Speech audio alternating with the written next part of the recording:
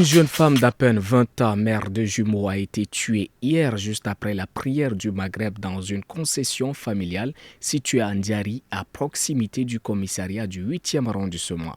Venue du village, elle avait accouché il y a quelques jours et logeait chez son oncle dans la capitale. Selon les premiers témoignages, le présumé criminel armé d'un pistolet de guerre se serait introduit dans la concession avant d'ouvrir le feu, d'abord sur les enfants, puis sur leur mère. La jeune femme a été atteinte mortellement à la tête.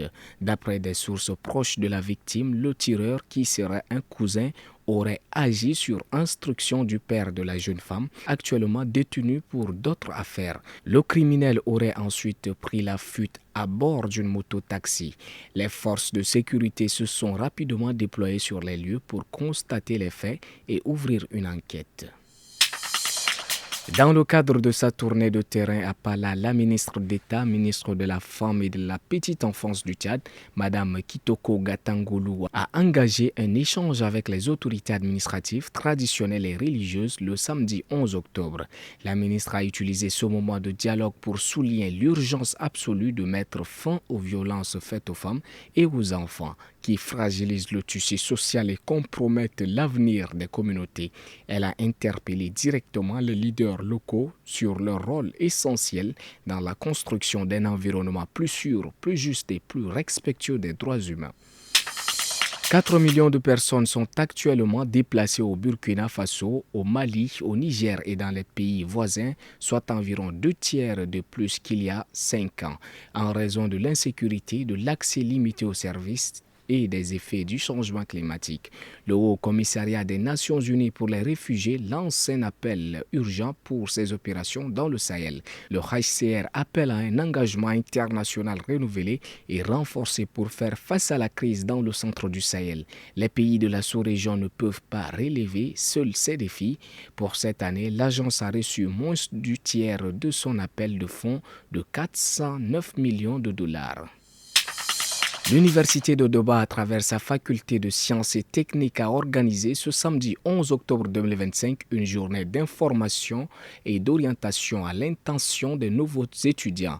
L'objectif de cette rencontre était d'aider les étudiants à mieux s'adapter au système universitaire, notamment au système licence, master, doctorat, et à mieux comprendre les parcours et débouchés sur leur filière.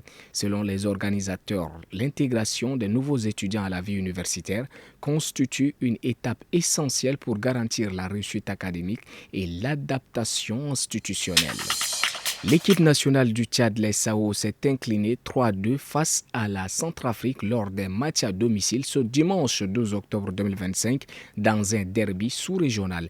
Une défaite qui laisse un goût amer au sélectionneur Raoul Savoy qui n'a pas mâché ses mots lors de la conférence de presse d'après-match. Dès le début, les Sao ont été surpris par une ouverture du score dès la 2e minute.